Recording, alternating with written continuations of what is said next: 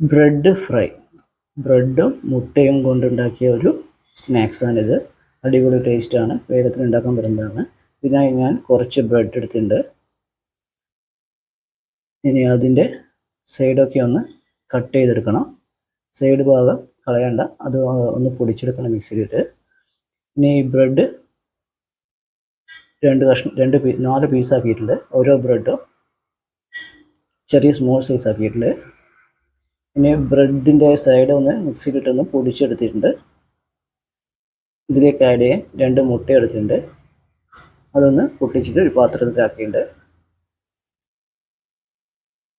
ഇനി ഇതിലേക്ക് ആഡ് ചെയ്യാൻ 2 പച്ചമുളക്, അതൊന്ന് ചെറിയ കഷ്ണങ്ങളാക്കി എടുത്തിട്ടുണ്ട്.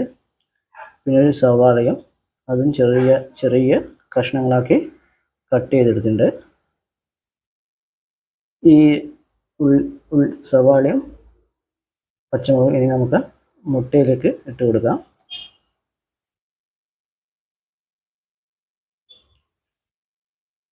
പച്ചമുളക് ഇട്ട് കൊടുക്കാം.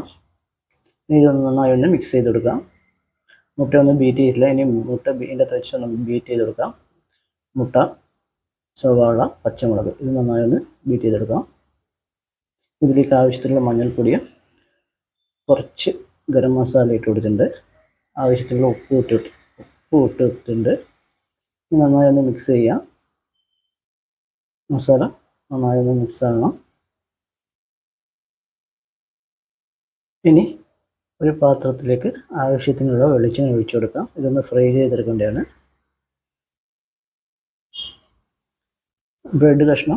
ബ്രെഡിൻ്റെ പീസ് ആദ്യം നമുക്ക് മുട്ടയിലേക്ക് ഒന്ന് ഇട്ട് കൊടുക്കാം. ഇനി ഇതൊന്ന് നന്നായി ഒന്ന് മിക്സ് ചെയ്യണം. ബ്രെഡിൻ്റെ എല്ലാ ഭാഗത്തും മുട്ട എത്തുന്ന രീതിയിൽ. ബ്രെഡിൻ്റെ കൂടെ നമുക്ക് മുട്ട മാത്രമല്ല ഉള്ളിയുടെ പീസും പച്ചമുളകിൻ്റെ പീസും കൂടി വരണം. നന്നായി ഒന്ന് മിക്സ് ചെയ്യാം.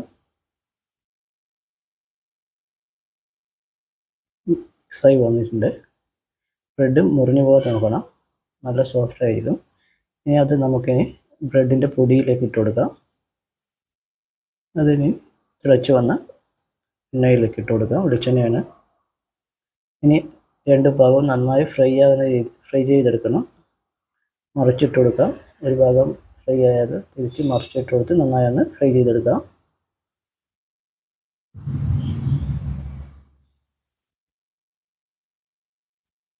ഇനി ഫ്രൈ ആയാൽ നമുക്കത് അതിൻ്റെ വെളിച്ചെണ്ണ ഒന്ന് വാർന്ന ശേഷം നമുക്കത് വേറൊരു പാത്രത്തിൽ മാറ്റാം.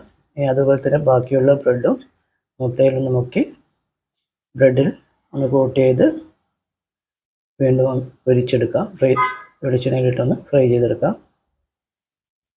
നന്നായി ഫ്രൈ ആവുന്ന രീതി വരെ നമുക്കൊന്ന് ഫ്രൈ ചെയ്യാം.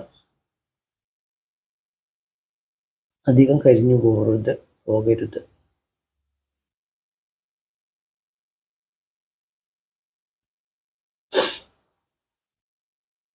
വെളിച്ചെണ്ണ ഒന്ന് വാർന്ന ശേഷം നമുക്കത് പ്ലേറ്റിലേക്ക് മാറ്റാം.